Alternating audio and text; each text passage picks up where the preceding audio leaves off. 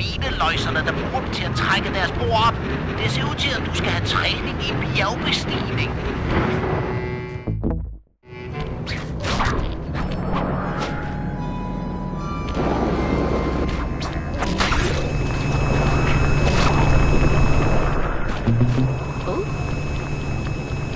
Mineløjser har ingen respekt for aboriginernes hellige steder.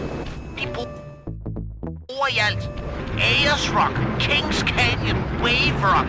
Den kulturelle ufølsomhed er kvalmende.